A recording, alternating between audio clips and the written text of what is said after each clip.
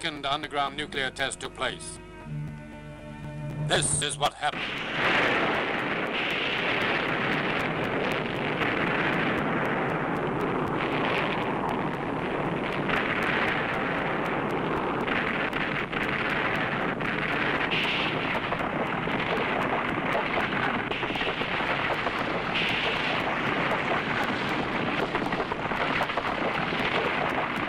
The effects of the explosion were widespread, even on faraway Monster Island in the South Pacific.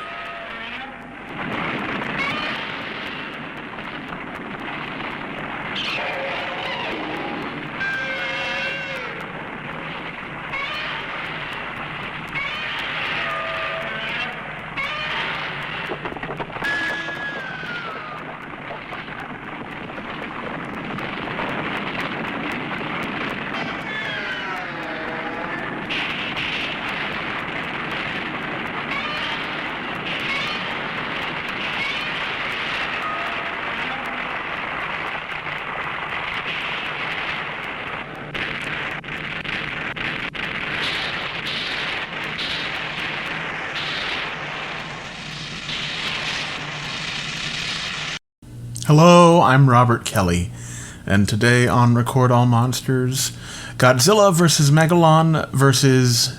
TV at Japan and the US.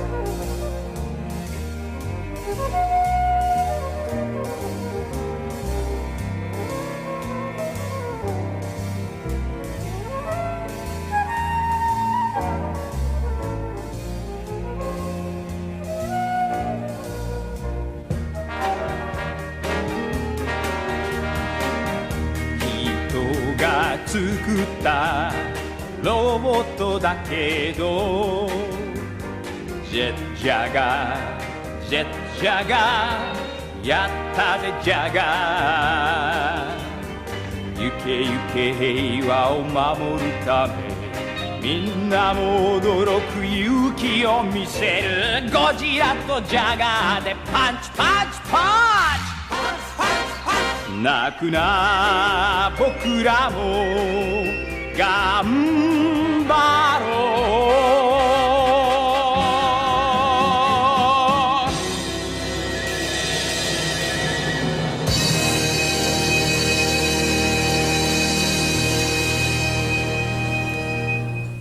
The story of Godzilla vs. Megalon is, at its heart, really a story of contrasts. The contrast between TV and movies, the contrast between Japan and the US, the contrast between Ishiro Honda, Jun Fukuda, Yoshimitsu Banno, the contrast between Masaru Sato, Akira Fukube, and Riichiro Manabe, and ultimately the contrast of a good movie against a bad one, and where do we draw that line? Godzilla vs. Gigan had been pretty successful in Japan. Not only had the presence of King Ghidorah helped to put butts in seats, but the new monster Gigan had proven pretty popular in his own right. Since that film had been made on a shoestring budget, therefore increasing the profit margin, Tomoyuki Tanaka decided that if they made the next one even cheaper, the profit margin would be even bigger. What's cheaper than a shoestring budget? A cooking twine budget? Butcher string budget? Let's see. Shoestrings are about 9.3 inches for $1. And cooking twine is... Oh, wow. 83 feet for $1. Yeah, we'll go with the cooking twine budget. The villainous monster of the title was initially conceived of as an opponent for Minya in Godzilla's Revenge. Instead of the beetle-like monster we get, the original concept for Megalon was a giant mole cricket named Gebera, who was replaced by the similarly named Gabara. Megalon was once again considered during the planning stages of Godzilla vs. Gigan, but was cut out due to budgeting issues. The monster cast of this film has another misfit, whose origin is a little bit better known, if only in an inaccurate version. I won't give any more lip service to the rumor, but according to the 2012 book Toho Special Effects Movie Complete Works, Seiyu, a grocery and department store chain, had a monster design contest for kids co-sponsored by Toho and Tsuburaya Productions. The contest, called the Children Monster University, ran from late 1971 until January of 1972. A kid named Masaaki Sano was among a number of Japanese children who had submitted monster designs and were invited onto Katsura Kokinji's afternoon show, where it was announced that the winner's creature would be featured in the next Godzilla movie. You would think little Mr. Sano would have been excited to see that his monster design, Red Alone, had been chosen as the winner. But you would be wrong. Sano had intentionally left his monster all white, and the suit designers had given him a red, yellow, blue, and silver color scheme. When the time came for the next movie to begin production, Red Alone was changed into a robot by Shinichi Sekizawa, who wrote the story for this film. Director Jun Fukuda would finish the script to save time on the production.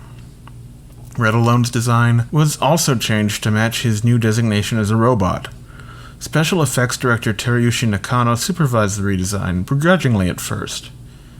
According to the audio commentary produced by Tokyo Shock for Godzilla vs. Megalon, Nakano bristled at the suggestion to take the character in a more Ultraman-esque direction.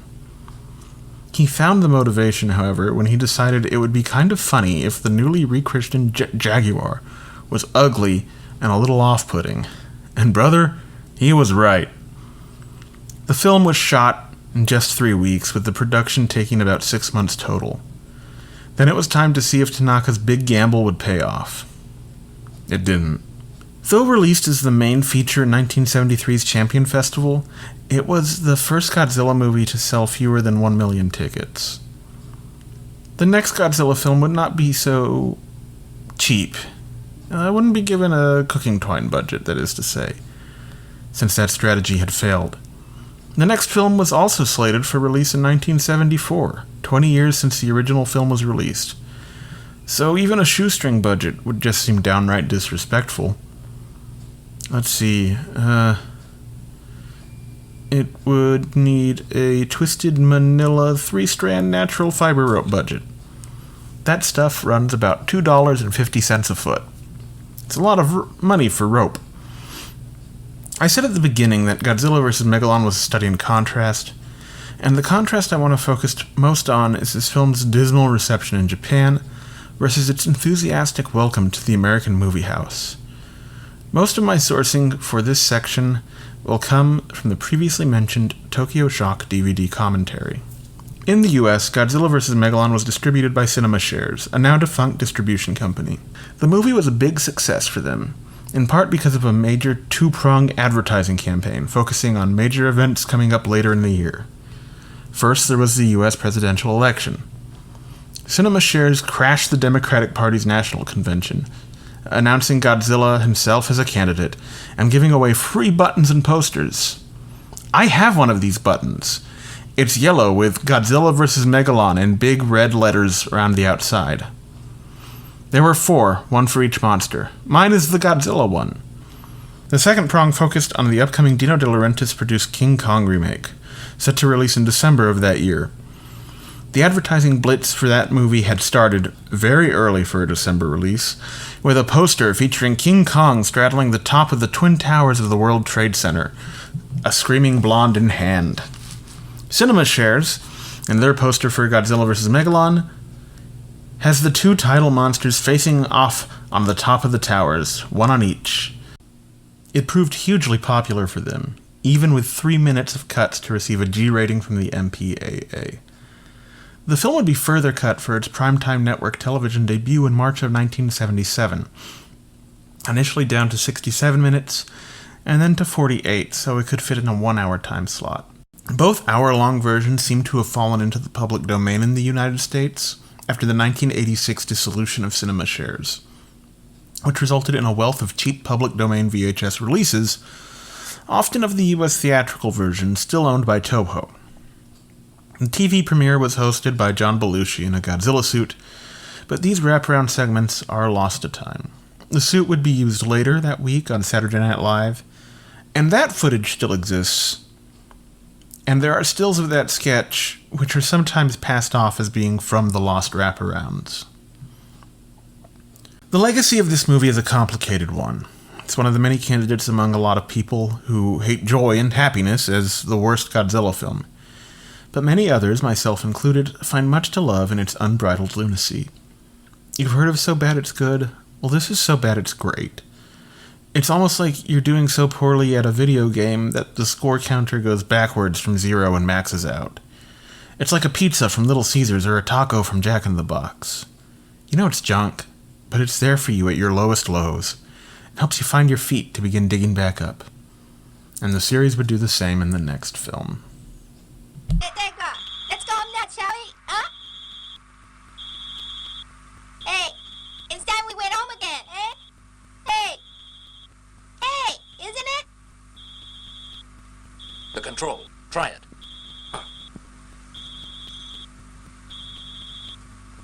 Jet Jaguar. Let's go now.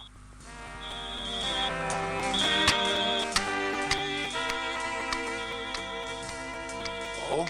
What's happened to him?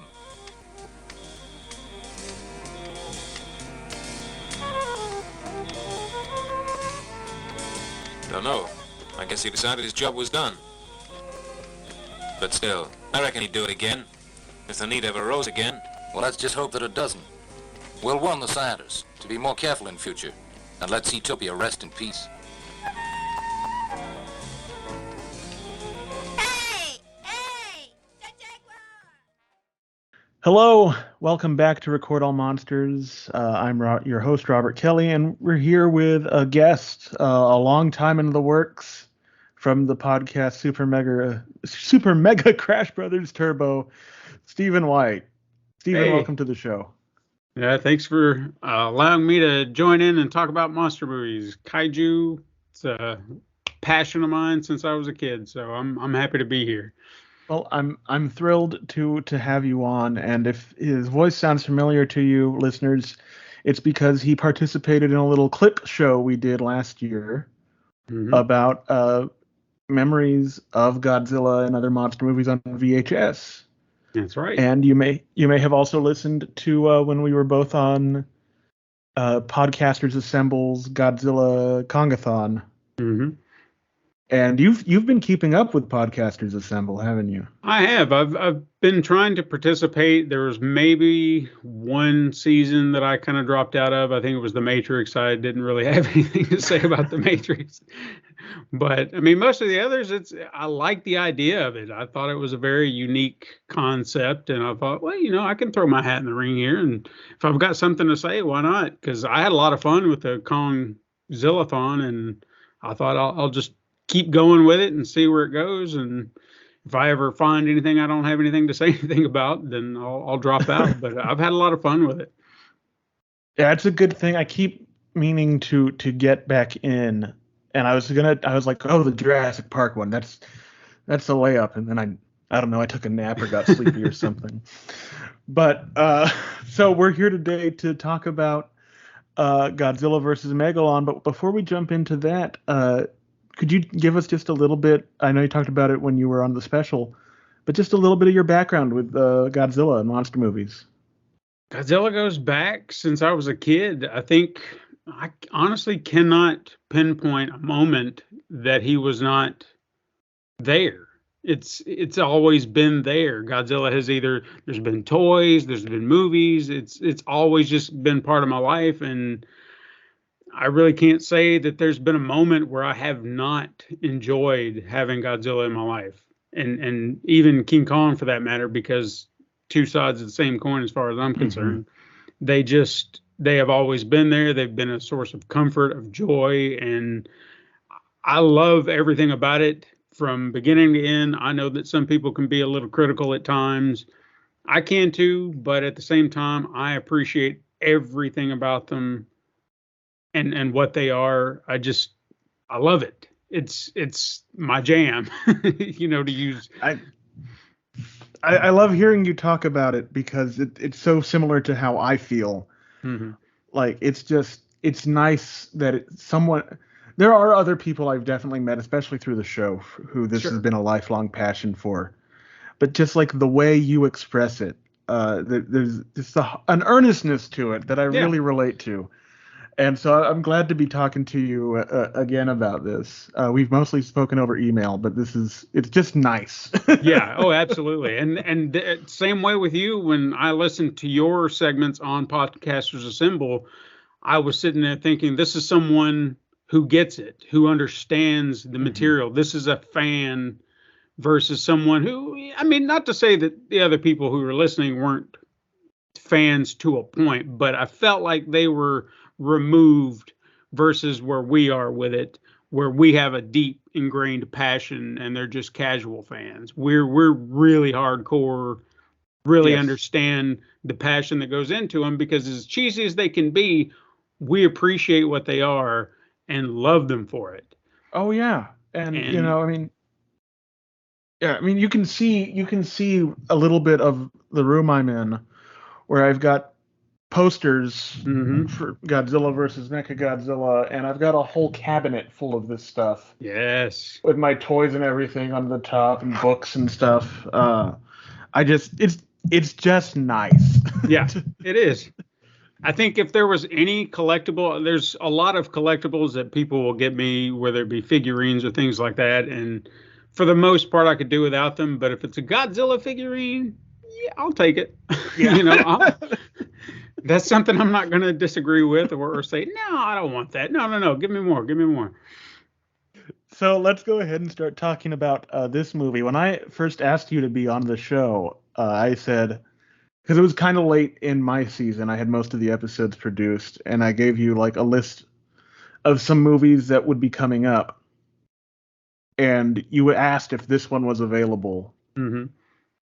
And I said, well, not till next year, but yeah, we can definitely do that. And so what's your relationship with Godzilla versus Megalon? This one, if there's any of them that I can honestly say would be the first, I would probably say this would have to be it, because this was the one that I remembered most growing up. There were others around the time where I was becoming more cognizant of Godzilla, like Godzilla 1985. I know was another one that was there early on, Godzilla versus Mechagodzilla. But this one always felt like it was the first, like my first introduction in some way. And even if you kind of compare it to something like Godzilla 1985, they're drastically different films. Yes. But I appreciated them both for what they were. And I think that's where I kind of realized I just love this stuff. And regardless of, I know this one gets a lot of hate. I mean, not as much as, well, it might be the one. I don't know. I can talk about it. I wanted to talk about it. And I guess that's one of the reasons I chose it, was because I'm going to defend it come hell or high water. I don't care what anyone has to say about it. I love it. I'm in the same boat as you. One of my favorites is Godzilla's Revenge, partly because I grew up with it, but because you grow up with it, you have enough time to look at it and see, like, whether intentional or not, the good aspects of it. The episode, I usually try and keep these at about 45 minutes. The episode I did on that one wound up running 90 minutes, and I didn't feel like I could cut anything out of it. But go ahead and tell me some of your favorite things about this movie. I'm here for it. Well, let's see. I would say, let's see, where to begin. All right, well, let's talk about Godzilla as a starter, since it is technically supposed to be his movie, but he's in it less than anyone else, honestly. Yeah. But when he's on screen, he's a presence. He just comes marching in. He's like, hey, I'm going to take care of business. And he does. And then that's that. And he's just like, well, job done. But then the fight's not over, and he keeps going and kicking ass, taking names, as it were. And I love that, because he didn't have to be part of this. He just, hey, we need Godzilla's help. Go get Godzilla. Godzilla's brought in. He's there, boom, he helps, and that's that. He's nothing more than a side character. Could be something very reminiscent of Zone Fighter, for that matter. Yeah. Because he had a lot of guest appearances on that. So I'm really surprised they didn't kind of have, I guess Jet Jaguar was supposed to be one or the other. I can't remember which came first, Zone Fighter or this. I think Zone Fighter started in 74. I'm not 100% sure off the top of my head. So it would have been right there on the cusp. Yeah. So one or the other. I'm gonna look it up. I rarely ever do this, but no, with you here, I feel like my cred's on the line with you here. It's understandable. No worries. Started in April of 73, so that means right after this movie came out. Okay. So it was probably seeing what this was doing and saying, hey, we could probably do that, but we could kind of, amp it up a little bit, rip off a little Ultraman. It'll be fine. And, but there was just something about the whole story. I mean, just even following Jet Jaguar. I mean, he was a compelling character for a 5-year-old. Why not? I mean, it was just like, I want to follow this guy around. And all the other characters, there was nothing about them that seemed out of place or odd. And I loved every little aspect. It was just a fun 90-minute movie. And it wasn't until much later that I actually got to see the original Japanese cut, which really doesn't differ, but it does if you know where you're looking. I didn't realize some of the stuff that had been edited out of the movie that I would have never guessed was in the film. Like nudity. I was like, what? Yes. I mean, that blew my mind. But they got different regulations than we do over here in the States, so fair enough. But yeah, it was just a lot of fun. And then you can't beat the theme song at the end. That probably gets a lot of flack, but I love that song. Every time I hear it, I want to sing along with it. And I wish I'm learning Japanese, not to sing this song, but if I can learn it well enough, I'm going to sing along with it proper. I used to have a band, and I wanted desperately for us to learn the full Jet Jaguar theme as an opener, that we would come onto the stage and just be like, do da da da da da da, but no one else was into that. I would have been all in for it. But yeah, for me, this was actually one of the very first Godzilla tapes I owned. When I was a kid. I had three Godzilla movies that I owned, and they were Godzilla's Revenge, Godzilla vs. Megalon, and I think Son of Godzilla. And I would rent all the other ones all the time, but those three, I think they had just been available. Like, I could never afford the big Anchor Bay set, and I had planned to collect them all. So I got the first one, which was Godzilla vs. Megalon. I got the last one, Son of Godzilla, because I thought that would motivate me. Yeah. To fill it in. I never did. No, when they started reprinting those in the Anchor Bay, I think that was about the time that the U.S. Godzilla came out in '98. It's when all those tapes started showing up everywhere. Yeah. I was at, I can't remember, I never can remember the name of this store, but it was one of those kind of like Sam Goody, where you'd have the music and the movies and stuff. I would go down there religiously on the weekend and see if a new tape had come out.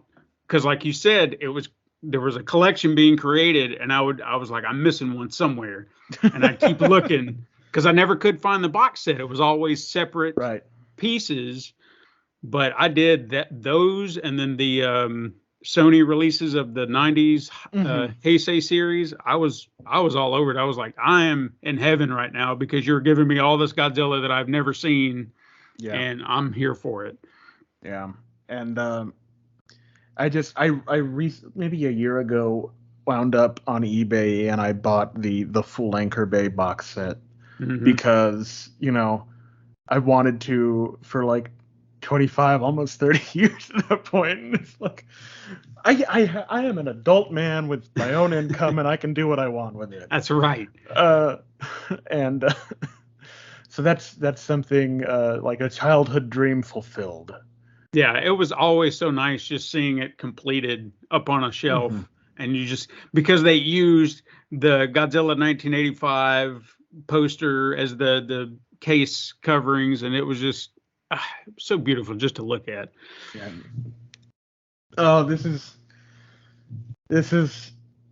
so much fun to talk about with other people.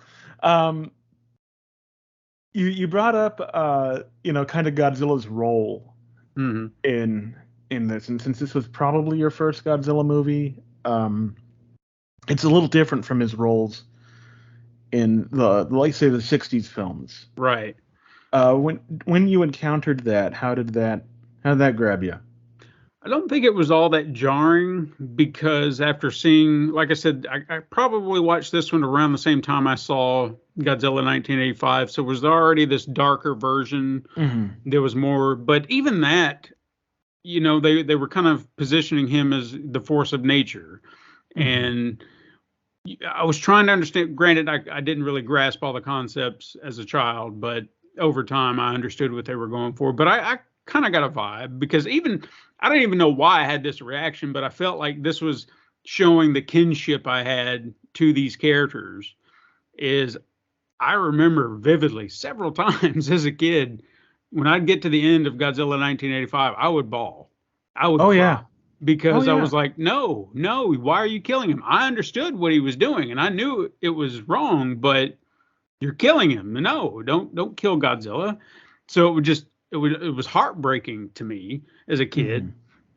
So going back to these other movies, when I'd kind of see him kind of portrayed as a bad guy, so to speak, I really never saw him as a bad guy. Technically, it was always just misunderstood. And I'd say even to a point, and I wouldn't even say I saw this one too early in my viewing, was Mothra versus Godzilla. And if there was ever one that he was technically a bad guy, I'd say it would be that one. But yeah, no, I never really saw him as bad, just misunderstood, I guess. No, and that's my experience as well. Like, I actually, when I was maybe 3 or 4, I rented Mothra vs. Godzilla for the first time, and I was angry. Because I had seen Godzilla 1985 because that was everywhere. I'd seen the original one, which is, even though he's again like the villain of the movie, he's still portrayed very sympathetically, especially at the end when he's just like, you see him just a creature walking around, just doing his thing. And this one, I was mad. I was like, no, you're not giving him his chance. Yeah. Like, he's just doing what he did. Even the destruction he causes in that one, he's like slipping on things. He's turning around too fast and a tower falls on him or whatever.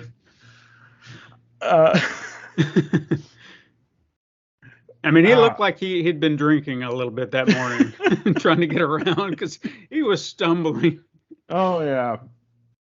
And so, yeah, to me, I feel like this is almost Godzilla versus Megalon. The platonic ideal of heroic Godzilla. Yeah. It's like, and I think I said this in Podcasters Assemble, how if you look at old myths and stuff, the heroes are rarely the main characters of the story. It's, there's a problem. Someone says, well, go see if Hercules can help. And then Hercules is like, got to do this again for you people? He shows up and he fixes it. And he's like, you need to be more proactive in the future. And then, he runs off wherever. Yeah. And that's how I always thought of Godzilla. And like, even in the Heisei era, where they tried to be like, oh, Godzilla's a bad guy again, they couldn't really escape that. Like, even if the whole narrative, the overarching narrative is trying to destroy Godzilla, they depend on him a lot throughout the whole thing. And I think we're going to have you on for Godzilla 1985 when we get there. Oh, yeah. I'll be all for it. All righty, man. Well, I think we're going to wrap up the main discussion here. We're going to take a break, come back for the game show, which I actually tailored a little bit to you since I've known you were going to be on for a while. So, all right. When we get back, The game show is called Calloused Thumbs Up or Down.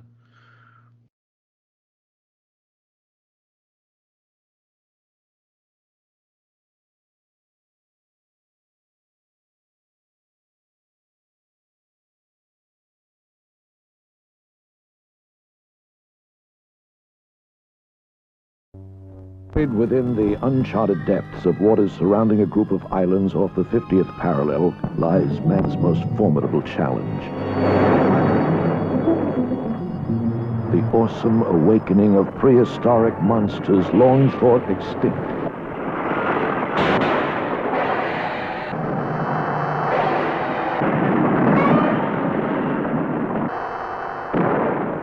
Savage and deadly, their one hope is to rule our planet as they once had thousands of years back. Giant against giant. The ultimate battle. Godzilla versus Megalon. Science was baffled and powerless.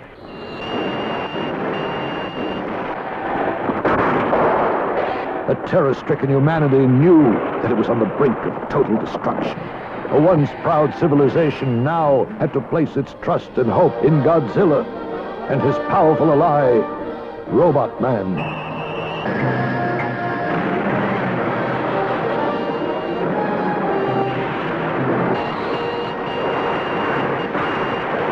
In concert, they would fight this evil in a duel to the death.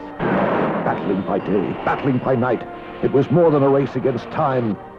This war was an all-out effort whose ultimate purpose was to save our planet from total destruction. Now came the moment of truth. The ultimate battle.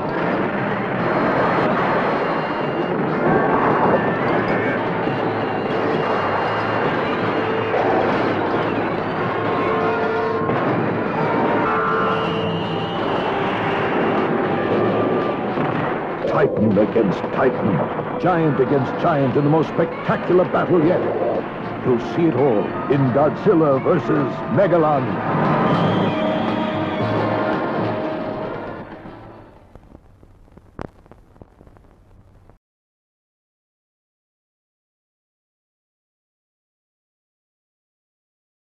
Welcome back to Record All Monsters. We are here with Stephen White, the host of Super Mega Crash Brothers Turbo. I got to give you props real quick. You are the first person to say it without fumbling. Every other podcast that I've been on, there's like Super Crash, and I love, hey, anybody who's listening who's done it, I love you guys, but Robert nailed it, so I got to give him props. Well, thank you, sir. Well, that's it's a video game podcast primarily. Don't talk about other things, but that's the main thrust. Right. This is an indisputable fact. Another indisputable fact is that there are a bunch of Godzilla video games. Mm-hmm. Not all of them are good, but there have basically been Godzilla video games as long as there have been video games. Yes. So, of course, there is what could be generously described as a wide variety of quality when it comes to them. Mm-hmm. In today's game, Calloused Thumbs Up or Down, I will briefly describe a console-released Godzilla game, including release year, the intended console, and a short gameplay overview. All right. Your job is to tell me if it received a thumbs up, meaning 5 stars or more in my research and review aggregation, or a thumbs down, meaning fewer than 5 stars. Got it. If you think it was well received, say thumbs up. If not, say thumbs down. Are you ready to play? Yes. Great, because if you win, you'll get to play any Godzilla game you wish. If you lose, you will be forced to play the Godzilla mobile game Run Godzilla from 2021. Oh, dear God. Just kidding. We can't award either prizes or penalties due to the Texas Supreme Court ruling in State of Texas versus Kelly and Noble Walrus Media. Don't worry, our legal team is appealing. All right. Question 1. Godzilla, Monster of Monsters, was made for the Nintendo Entertainment System and released in the US in 1988. You play as both Godzilla and Mothra, moving through various levels across a virtual game board before facing a boss monster. Does this game get a general thumbs up or down? Ooh, man. See, that's hard because I've got to disassociate my own feelings.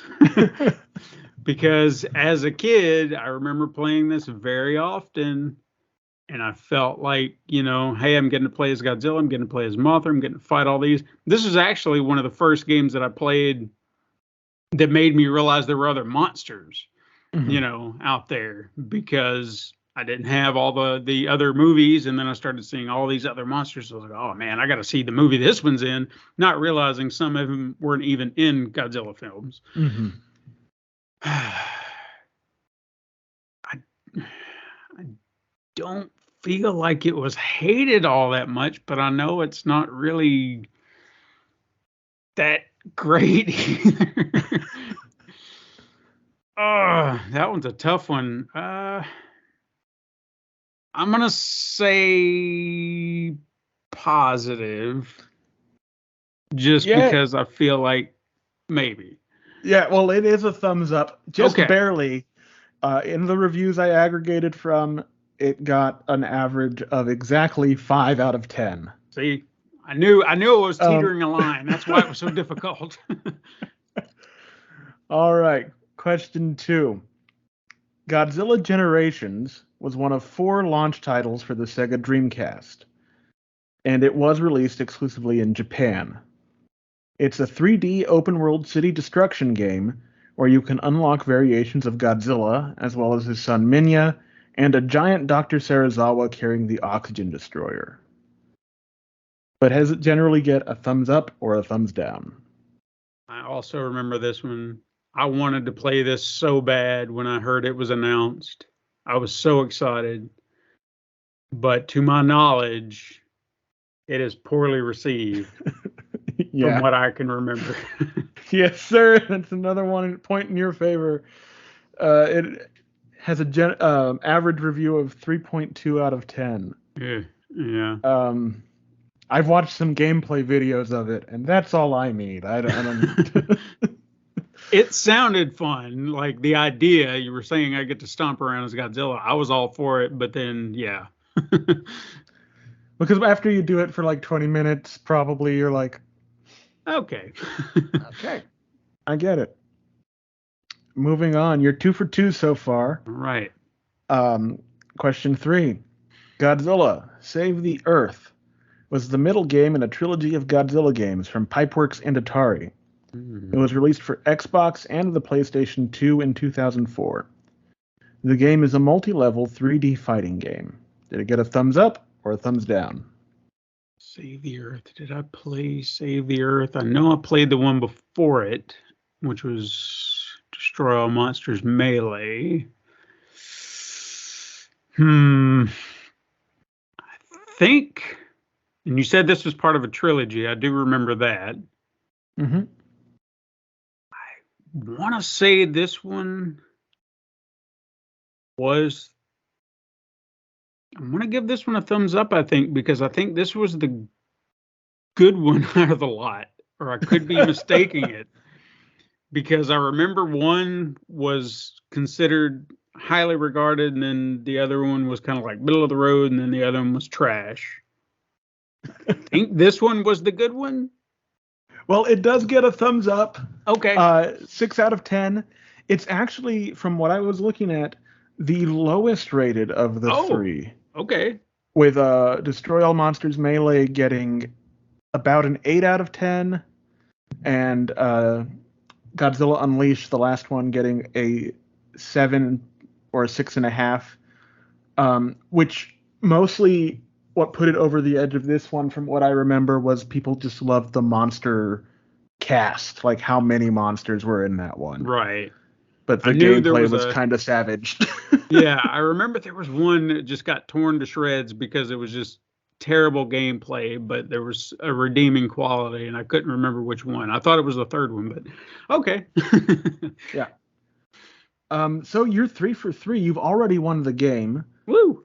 You still have to answer these 2 questions. Go for it. Question 4.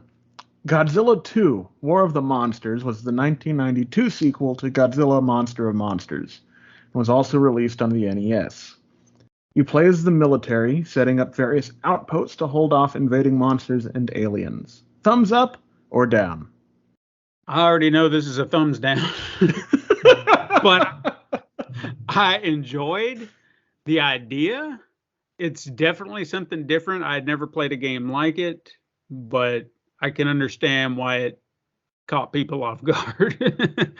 It almost seems like if you were making a Godzilla board game, Yeah. that this would be a good idea. You have one player playing as the military, Mhm. and the other player playing as the monsters, and basically they get a turn to set up defenses, you get a turn to attack. But Mhm. it wasn't even that. This Yeah. is one of the few of the older Godzilla games that I've actually gotten to play on its console. Yeah. My cousin had it, and I played all the other games at the very least on a emulator. Mhm. But this one I got to play on an NES with my cousin, and that was a good memory, but not a good game. Yeah, it had, I don't know, I guess because it was a Godzilla game, I forgave certain elements, but at the same time, you could just see the problems, like the what was it? It was like a roulette system with your Oh, yeah. attacks. That Yeah. was garbage. I didn't. It made it so difficult to do any kind of damage because you're trying to. It's all a game of chance at that point. Mm-hmm. So yeah, I remember getting bad scores, but hey, I played it like you. All right, last question. And if you do this, you sweep the game show. One of a select few guests who knock out the game show on their first appearance, let alone altogether. So let's go. Godzilla, that's all it was called, was released on Game Boy in 1990. Oh, I remember that. You play as a tiny little Godzilla climbing through various puzzles and punching enemies in the face with a giant boxing glove. Was it a thumbs up or a thumbs down? Oh man, I played this. I had this on Game Boy, and I got it late in life when I was 18 because I'd never played it and I wanted to play it. Oh, I don't remember reviews for it though.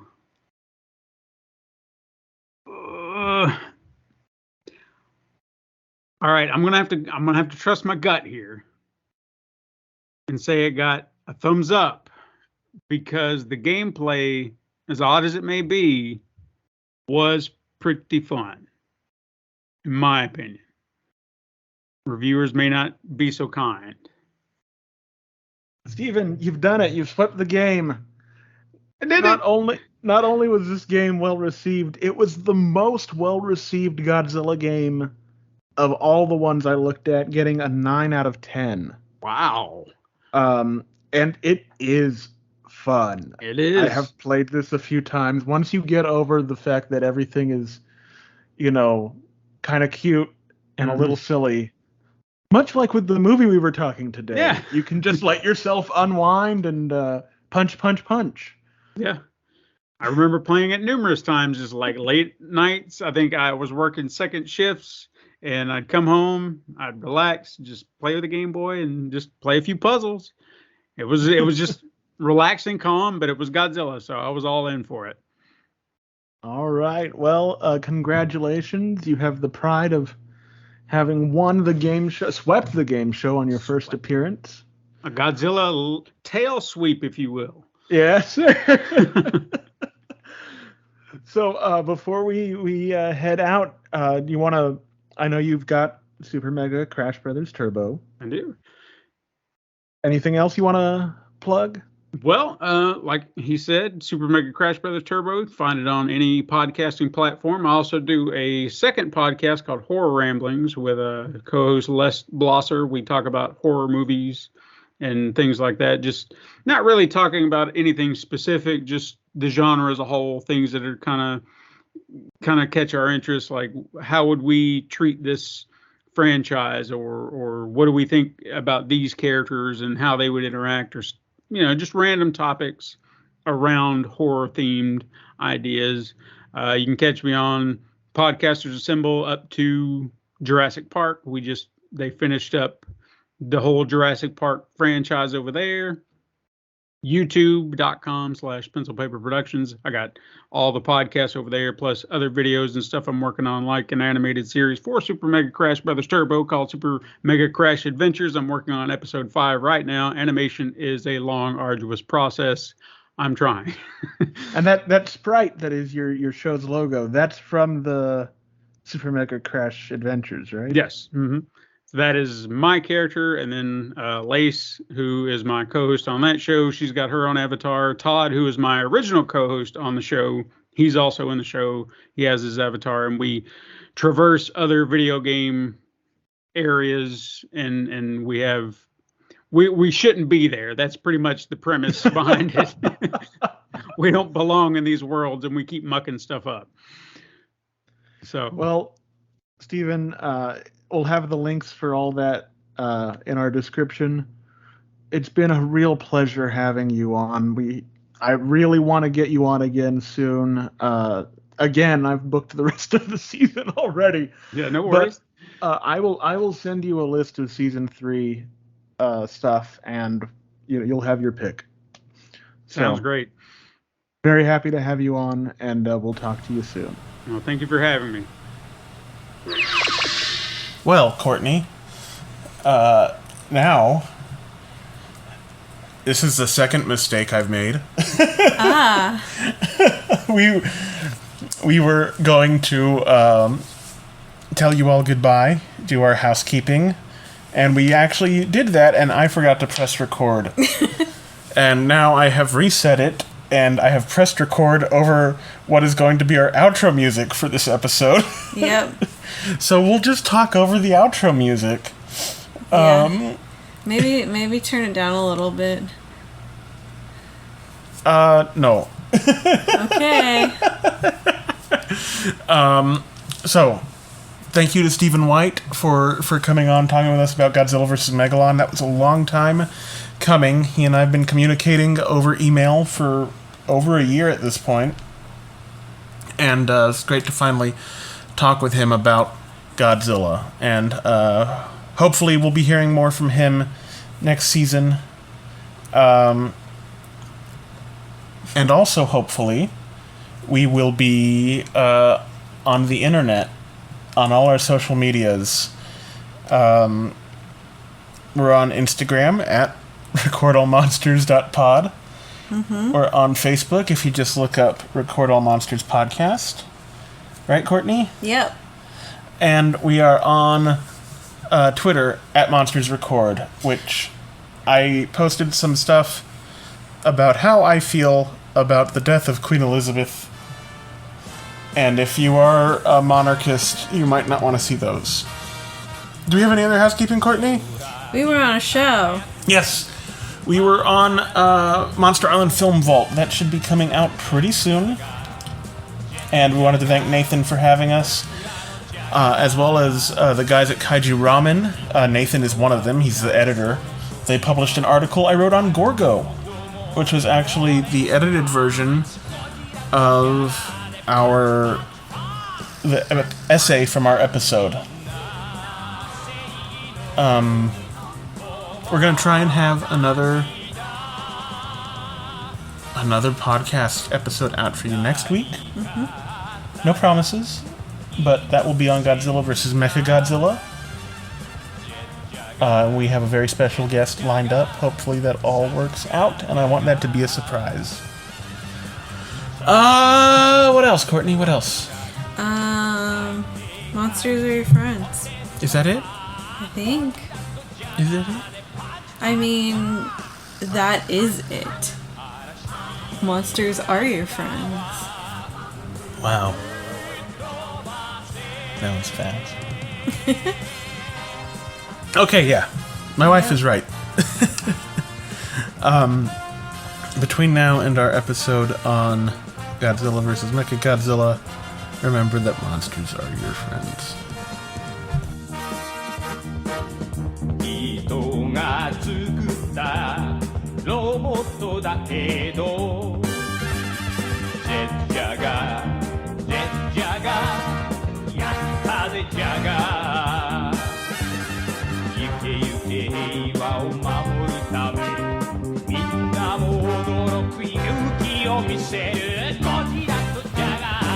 Punch, punch, punch! Punch, punch, punch! 泣くな僕らも頑張ろ